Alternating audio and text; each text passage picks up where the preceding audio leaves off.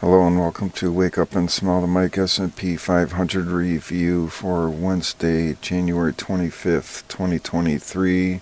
It's now 6:02 a.m. Central Time. We start off in the S&P 500 daily chart in DeMark looking back to end of December 2021. I'll zoom into the current area now. The S&P 500 daily chart has printed the combo and sequential sell setup 2 count, and to negate that for end of day today on the 25th, there must be a close below 3898.85 for the price flip back to the buy setup count 1. The ongoing supply line that we have been looking at has become disqualified, and that is due to it not meeting any of the qualifiers to get it qualified, even though it did close above the line itself. First being the day before, the breakout above the supply line would need to have a close lower than the close of the previous bar here, so that didn't happen. The open either. And then the other qualifier is demand pressure from the bar before the breakout above the supply line. That had more demand pressure than the bar of the breakout. So it's the true high minus the true low, which in this case is the bar before's close, added to the true high of the bar before the breakout above the line. And if that exceeds the true high of the bar that would have been qualified close above the line, then it is disqualified. So that's exactly what happened. There's another ongoing supply line above it at 4067.25, and another demand line at 3907.99, and the other one underneath it that we have been looking at is still valid. So there's 2 ongoing demand lines and 2 ongoing supply lines. There's another one here at 4093.35, and technically another one up there in the 4200 range. We'll focus on the closest one, which still puts us in the apex of a symmetrical triangle if you look at these lines here. However, it has become wider now that the ongoing supply line here was disqualified. The relative retracement up 1 could become qualified with a close above yesterday's close on the 24th. So anything higher than 4016.95 for end of day today on the 25th will qualify this relative retracement up 1. And price in the pre-market hours at 6:11 a.m. on the 25th for the S&P 500 is 39.88. And the conversion line is well above the baseline in the daily chart. And there is a lot of support here at 3962.43 area. And we'll see that in the big board when we get over there. The S&P 500 daily downtrend chart looking back to the COVID crash era 2020. I'll zoom into the current area now. And price fell under the Fortress Fed resistance line and closed at 3898.85 on the 19th after we had our 3 higher highs within the right angled and ascending broadening pattern. So it crossed above 3906 here. So that was 1 higher close, and then there was a gap up. So that's the second one, the third one, and the fourth one. So there was technically 4 higher closes above the 3906 Fortress Fed resistance line, and then it fell out here.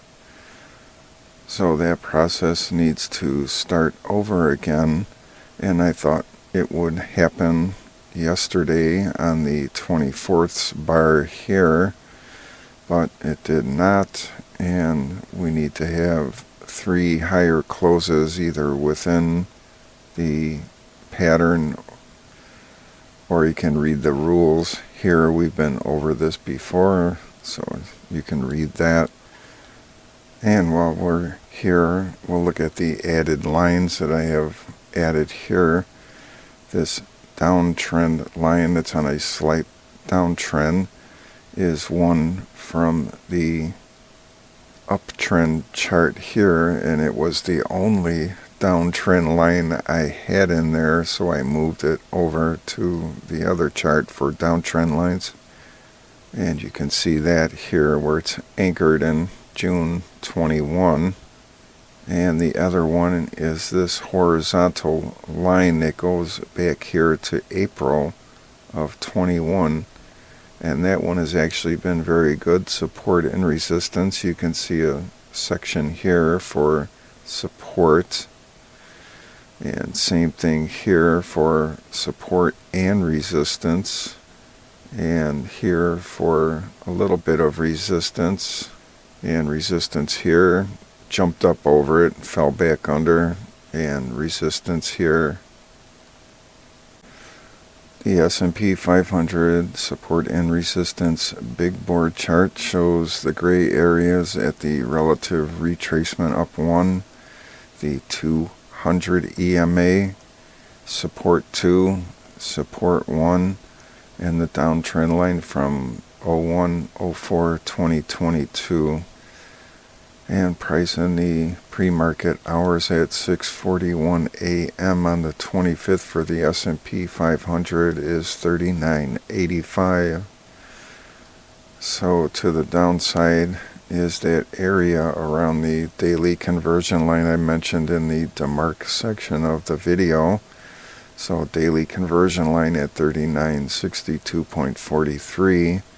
Then we have the top of the cloud, the conversion line 26 bars back concerning the lagging line, and the baseline 26 bars back concerning the lagging line, all at 39.64.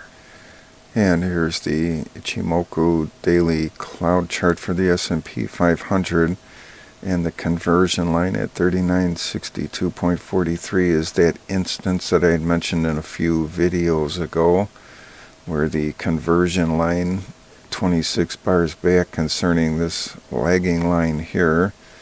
So for today it's the 16th, and that's at 3964.44 along with the baseline, so right in line with the conversion line at current price and the top of the cloud at 3964.44 for the 25th. And to the upside is the pivot point, and then the weekly ongoing supply line, and the weekly 65 EMA at 4028.15, and the NDXT lagging line is now closer to the NDXT up target downtrend line that I showed the other day in the video than the NDXT downtrend line itself underneath it there. So it's closer to the downtrend line above it than it is the downtrend line below it. And the big fat cap mega techs might only have just an afternoon out in the sun, now that the Justice Department is going after Google. So we'll have to see what happens with that. It could be a knee-jerk reaction for the technology sector here. NASDAQ 100 in the pre-market hours down 1.25%, dragging the S&P down with it, of course. And the NASDAQ 100's daily AD line just won't get away from the 21 EMA signal line in any decent manner. So AD line 1108, EMA 1100, and the NYSE traditional McClellan breath oscillator is still well above zero. So there's room to move to the downside and still stay positive there. Took a pretty good jump though. Yesterday it was negative 33.95. Today it's 25.73 negative. Have a great day.